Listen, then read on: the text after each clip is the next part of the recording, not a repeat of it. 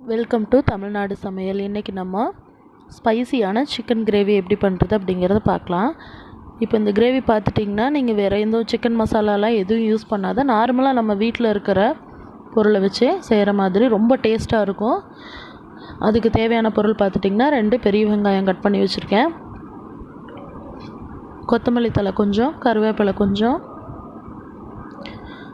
பிரிஞ்சி இலை சிறிதளவு, கிராம்பு 5-6 கிராம்பு, 2 பட்டை, 1 டீஸ்பூன் சோம்பு, தக்காளி 2 கட் பண்ணி வச்சுருக்கேன், மிளகாத்தூள் 1 டீஸ்பூன், தனியாத்தூள் 2 டீஸ்பூன், மஞ்சள் தூள் சிறிதளவு, சிக்கன் 1/2 கிலோ எடுத்திருக்கேன், இஞ்சி பூண்டு பேஸ்ட்டு 1 டேபிள் ஸ்பூன் எடுத்திருக்கேன். இப்போது பேனில் எண்ணெய் ஊற்றிட்டோம், எண்ணெய் காஞ்சிருச்சு. நம்ம அடுத்தது ட்ரை இன்க்ரீடியன்ஸை ஆட் பண்ணிக்கலாம்.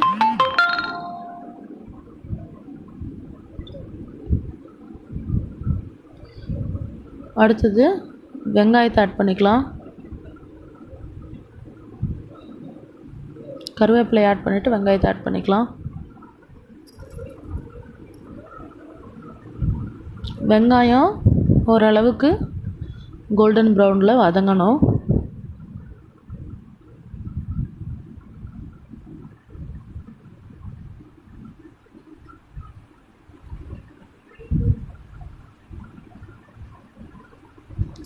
இப்போ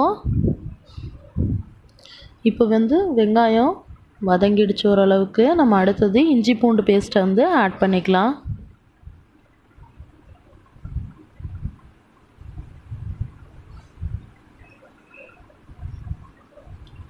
இஞ்சி பூண்டு பேஸ்ட் போட்டுட்டு உடனே தக்காளி போட்டுறக்கூடாது, அது கொஞ்சம் வதங்கணும், அதுக்கப்புறமா தான் தக்காளி போடணும்.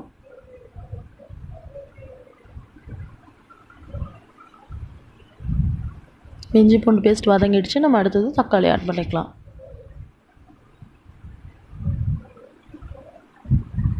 தக்காளி ஒரு நிமிஷம் வதங்கினதுக்கப்புறமா நம்ம தனியாத்தூள், மிளகாத்தூள், மஞ்சள் தூள் ஆட் பண்ணிக்கலாம். வதங்கிடுச்சு. இப்போ நம்ம அதை 3ஐயும் ஆட் பண்ணிக்கலாம். இப்போ இந்த மிளகாத்தூள் இதெல்லாம் பச்சை வாசம் போகிறதுக்காக நான் சும்மா 1/2 டம்ளர் தண்ணி விட்டுக்க போகிறேன். இது வதங்கிறதுக்கு ரொம்ப ஓவராக தண்ணி விடக்கூடாது.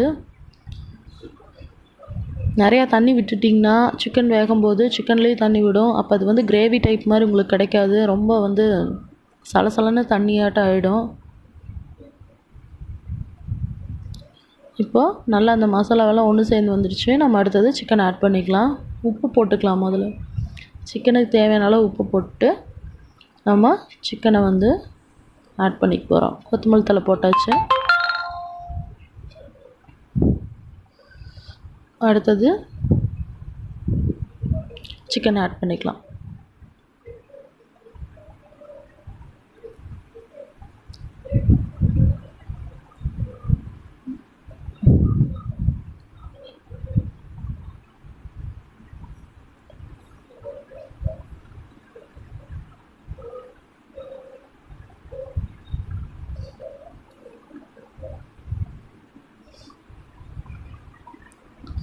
இப்போ கொஞ்சமாக தண்ணி விட்டுக்கலாம்.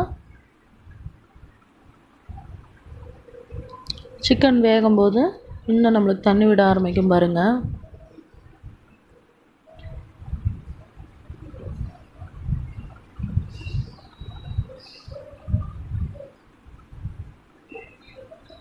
வேகட்டும் சிக்கன். இப்போ சிக்கன் வெந்துடுச்சு, நல்லா தண்ணி விட்டுருக்கு பாருங்கள். எவ்வளோ தண்ணி எடுக்கு தண்ணி விட்டுருக்கு.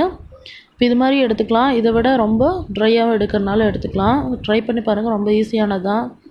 கண்டிப்பாக சேனலை சப்ஸ்கிரைப் பண்ணுங்கள், கூடவே பெல் பட்டனையும் ப்ரெஸ் பண்ணுங்கள். வீடியோவை கண்டிப்பாக ஷேர் பண்ணுங்கள்.